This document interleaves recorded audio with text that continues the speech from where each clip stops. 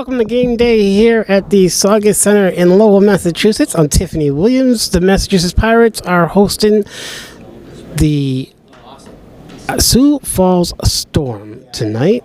And joining me right now, pregame, is Momodou Mbye.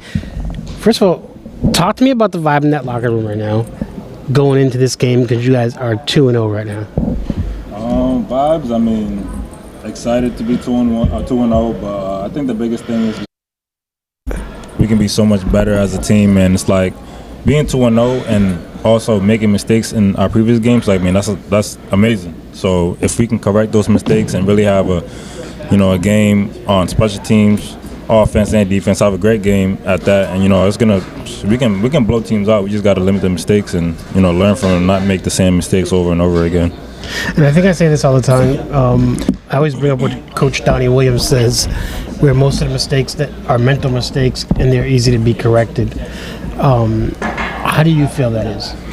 I definitely agree, because those mental mistakes come from kind of just being out here. I mean, it's only 2 games, so like at practice we do the same things over and over again, just to correct the mistakes that we make. But sometimes game time, things are moving so fast, you kind of don't sometimes you just don't get that instinct to just move how you're supposed to. Because I mean, a lot of guys are new to this league as well, so it's like the game speed is so fast, we can't really replicate that during practice. So seeing the lights, seeing the difference in speed, because everyone's from outdoor football, so it's a big difference. So we got to make the mistakes to learn them, and it's good that it's early. It's good that we still won the games that we played, and it's gonna be good, definitely. And you mentioned outdoor football. Outdoor football is way different than arena football, indoor football. What advice have you given to some of those guys that are coming in for their first time playing this game? I mean, like I mentioned, just the speed of the game is completely different, and just certain techniques that you can do outside to be successful in this sport. I mean, you can't really do in indoor because it's so much faster. Like, say as a corner or a safety, the reads are so much quicker. You can't You can't even say if you're playing man, it's hard to look at the quarterback and get a 3-step read, as we call it, because the guys are in motion already. They're running full speed at you, so you don't get to do certain things that are cues basically for knowing what kind of route a receiver might be running. So I think the speed is the biggest difference, and just knowing that it is an offensive game. People are going to score points, so don't hang your hat, none of that. Just figure out what mistake you made as a defense and as a player, and just fix those mistakes. And all you need is 3 stops, 4 stops, and you can win the game. So yeah, and the wall's not your friend. Oh yeah, the wall is undefeated, as they always say. So I mean, just got to be aware of it. On defense, it's fun because you can throw guys into the wall, but on offense, you got to just watch out for that wall, because I mean, it's undefeated, like I said. When you look at that offense last week and the week before, and you look at Alejandro Benefield coming back into this season, he's got 10 touchdowns to start the season. How impressive is that? That's amazing. I mean, I feel like I'm even speechless just seeing it. I mean, just being around him, you can just sense the leader. He has such a strong aura. He just keeps everyone every time he speaks, everybody's listening. The whole room is silent listening, because I mean, he's been here for sometimes for a few years, and he knows the game. Mm-hmm. Regardless if it's indoor or outdoor, just the aura he brings to this team, I mean, it's amazing. You want to follow somebody like that. He's like a born leader, and it's someone like that. I mean, you get behind him, he's going to tell you all the right things, and he's going to lead you to a championship, which you already did a couple years back. So it's amazing to have someone like that, and to see how well he's already playing, and we're only 2 games in, is phenomenal for sure. Mm-hmm. New head coach this year. He's not only a head coach, but he's also the defensive backs coach. He's the defensive coordinator as well. What do you think about his scheme of things and how he's working things out so far? I think his scheme, I mean, it's really good. I mean, just kind of seeing the little mistakes, like I said, that we made, and we still came out on top. I mean, it's just little things that we just have to fix. I mean, his scheme is how do I explain it? I mean, it's just you're not gonna know the defense will end just because of the type of scheme he runs. I mean, we're designed to kind of almost hide what we're trying to do and then show something else. So it's gonna confuse the quarterbacks, and he brings a lot of swagger to the defense as well. So I think everything he's doing is perfect for us, and it's going to build a championship defense. And he's led teams to the championship with the type of defense he has. So, I mean, we just got to make the plays when they come to us. Yeah, and he has an extensive history. I mean, I was going through it last week, and he even played, I think, for Drake University back in the day. So kudos to him. Bones Pagante returning this year to the Massachusetts Pirates. He was part of that 2021 United Bowl championship team. How has he kind of changed the vibe of that locker room from last year into this year?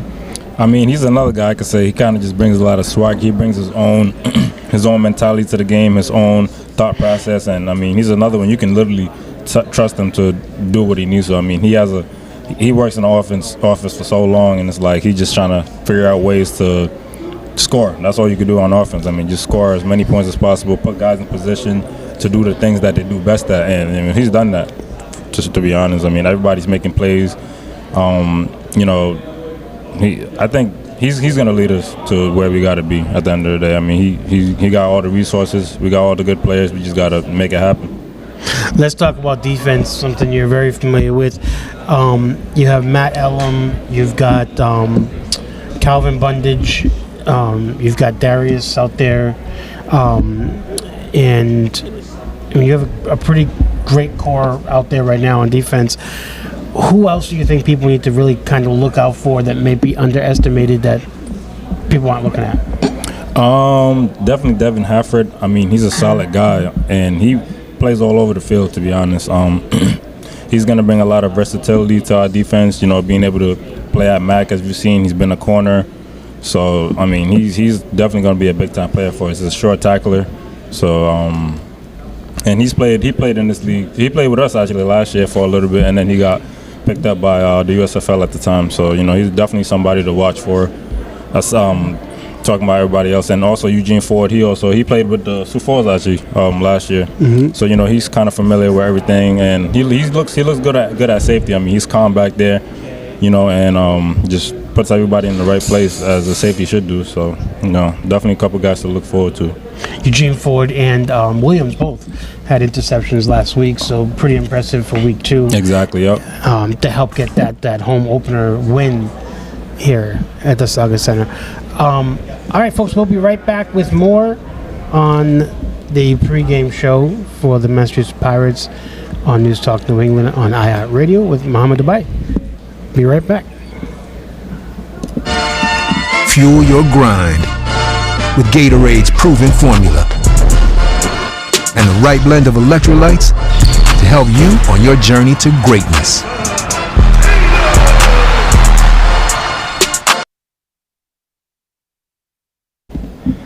All right, welcome back to Gameday pregame show here at the Saga Center. I'm Tiffany Williams alongside Echo, and also joining us today is Momodou Mbye.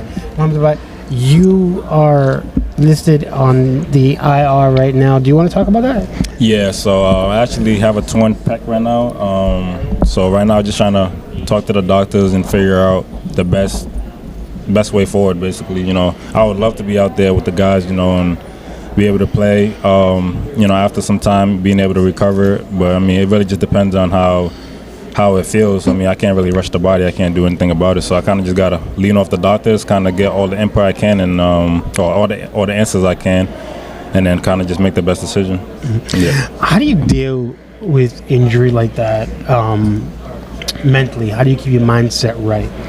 I mean, I think just knowing or just being around the guys. I mean, just seeing them out there doing their thing. I mean, it puts a smile on my face. At the end of the day, I do want to be out there shining with them, but right now, obviously, I can't, and it's like I kind of rub off their energy and just seeing them make plays, seeing them love to be on the field. That's the only reason we're all here. We love the sport, and we want to get to the next level. So I think just seeing them do their thing really just puts me in that mindset. Like, you know what? Maybe I'm not out there, but these are still my guys. They're out there having fun, doing what they got to do, and I'm still thankful to be a Mass Pirate. So mm-hmm. I can't let myself hang my hat just because of an injury. I just got to look at it in the most positive way and just come back stronger. I gotta ask you, because we were talking in the elevator on the way up here, and I was telling you how my spouse, he's out with an injury, done for the season. How can we, for the spouses that are out there, how can we, or what can we do when you guys have an injury to help support you guys and make sure that you guys keep your mindset right? I mean, just simply being there. To be honest, you don't even really need to say much. Just kind of being there and knowing that they're not alone, or letting them know that they're not alone. You know, because I think the biggest thing with injuries is like feeling down already on yourself, and it's like you're by yourself. Now it's like you have no choice but to think negatively about everything that's going on. It's like, oh, why does this have to happen to me? This and that. So, you know, just having somebody there present with you, letting you know that, you know, they're gonna be here with you. I mean, obviously you're not dealing with the same injury, but you kind of mentally are in the same place because you're sad that, or you might be feeling the way that someone precious to you is hurt. So, you know, I think just being there and helping them in any way. I mean, letting them know, oh, I can go grab this water for you, or do anything that, you know, is gonna help them out, just so they don't have to move as much. They can sit there and heal the best way possible. You know, I think that those are things. I mean, that's really all to it. Just kind of just being there for them, just letting them know that you're there for them and you got them for anything. You know, that just goes to show that being a professional athlete is so much more than the physical body, right? It's the mental body. It's well-rounded. So can you talk to us about the things that you make sure that you're doing outside of the physical to make sure you are staying involved, that you are being a part of the team? Like, what's your normal routine? Just because you're physically injured, what are you doing now to make sure you're still a role? I think little things like, you know, if Josh Gable's kicking the balls, I'll go get the balls for him, or like just taking my guys to practice, because I live in Rhode Island, so I'm right down the street. I have my car, so I can take guys wherever they got to go to treatment and all that. You know, grabbing the water if someone needs some during practice, just little things like that, just to still feel like I'm a part of the team. And you know, just because I'm out doesn't mean that I'm not a part of the team. So, you know, just kind of doing the little things. Yeah, what I heard is you're still a part of the community, and that's very important to you. Definitely. Excellent. Being that homegrown player, too, there's not many homegrown players on this team. How special is that for you? Because this isn't just Massachusetts Pirates. This is your team. Right. I mean, for me, it's amazing. I mean, I can't be more thankful to have a team that's this close to home, literally like an hour away. You know, now I can have my family come to the games, all my friends. So it's like, I mean, I couldn't even, I feel like I can't put into words how much of a blessing it is, because at the end of the day, there could have been no Mass Pirates. So now it's like I gotta fly out to go to a different team, but now I can just drive to my team, and, you know, and I'm definitely thankful for it, for sure. Your first year playing arena football or indoor football, you played with the Bismarck Bucks? Green Bay Blizzards. Mm-hmm. That's right. Still in that same area, basically, all the way up north. All right, folks. Momodou Mbye. We'll hear more of him throughout the season as it goes. And anything you got to say to the young kids and to the mothers and fathers about bringing their kids to these games? Oh, I mean, you got to bring the kids. I mean, they look at us. To be honest, like for us, they make us feel like we're in the NFL just because of how happy they are to literally just be here. You know, for us to sign autographs and stuff like that. You know, it's exciting. You know, we're making plays. It's a small field, so it's like the kids are right there, and it's like just the fact that you can go over the wall and see somebody right there. You know, it feels good. We can all go dap them up. You know, they look up to us, so it's great. The accessible superheroes, right? Oh, basically. you're the neighborhood super guys. Mm-hmm. Yeah, no, it feels good. Definitely love the kids being here. Yeah. All right, for News Talk New England, Game Day on News Talk, not iHeartRadio. Echo, any questions? You know, for the kids who are watching and they're wondering what was the route that you took to get here, what can you tell them about the importance of education and the right people around you to get to where you got today, your support system? Definitely have to have, good education. You can't, I feel like, it gets to the point even nowadays, like a lot of guys are so talented that they just decide to just kind of go to the next level without finishing their education. I feel like it's really important just to finish out, you know.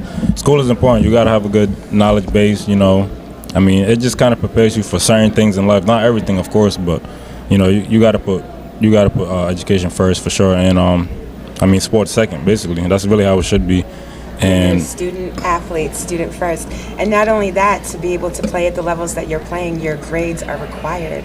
If you're not getting the grades that you need, you're not even eligible to play on the team. Exactly. And then you're not even, then now you're letting your entire team down. Exactly. I think it's great that they do that, because now it puts you, like, you have to be accountable. You have to be, and you're going to be held accountable. So if you really want to be on the team and be there for your guys who are hoping that you're going to play with them, you know, you got to put schools first. So definitely, it's important at the end of the day, regardless.